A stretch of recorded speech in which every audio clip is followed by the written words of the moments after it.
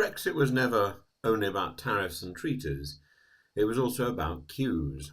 And today, we are in the middle of the next instalment. Now, according to the newspapers, this was supposed to be really bad, and a grim indictment of the Brexit experience.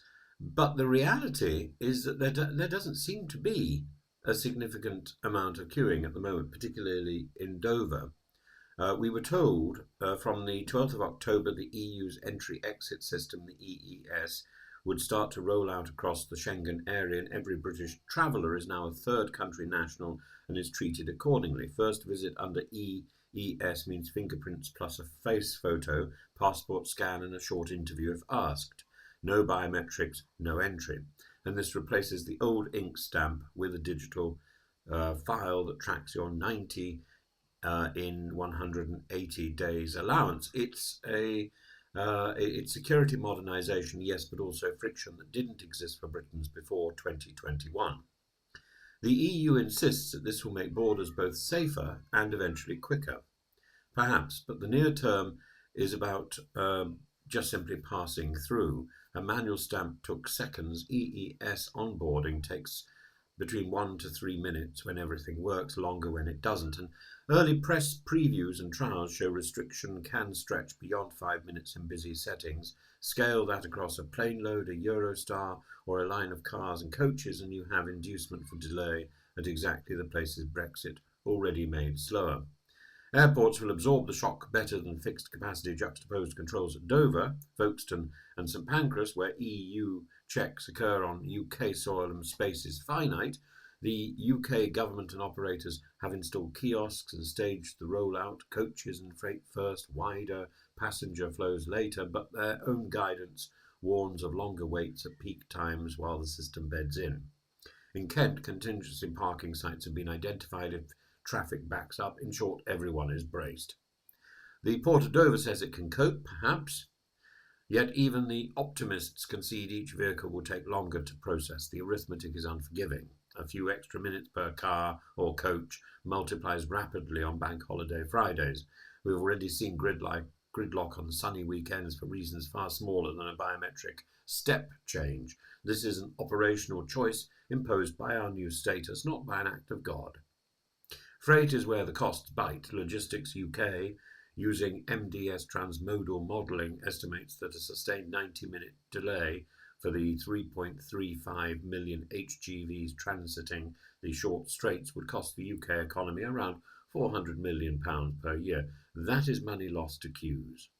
In a sector running on thin margins, those costs migrate into prices or cancelled services. The politics of frictionless trade now confront the physics of a biometric funnel. What precisely changes for travellers? Well, first entry to Schengen under EES, fingerprints and a live photo, plus the usual passport scan. Children under 12 are photographed but not fingerprinted. Your digital record lasts for 3 years or until your passport expires. On later trips, you are verified, not re-enrolled, so in theory it speeds up. In practice, the transition period to April the 10th, 2026 is explicitly gradual, with member states allowed to ramp up at different paces to avoid meltdowns. Translation: variable experiences and a learning curve for staff and passengers. Is this about migration control? Well, yes. The EU wants a reliable count of overstays, fewer fraudulent identities, and an audit trail for each entry and exit, and that objective is legitimate. The trouble is location. At Dover and St Pancras, EU border force officers work in British buildings never designed for biometric capture at mass scale, and you can spend millions on kiosks and still be limited by floor space, choke points, and coach load dynamics. Until those constraints are cured by design, we are hostage to volume. Privacy and fairness questions will grow. EES stores sensitive biometrics in central systems with strict rules on use, yet even robust systems can risk outage, mismatch and bias across demographics. If you are a traveller who is falsely flagged, eventual speed is cold comfort.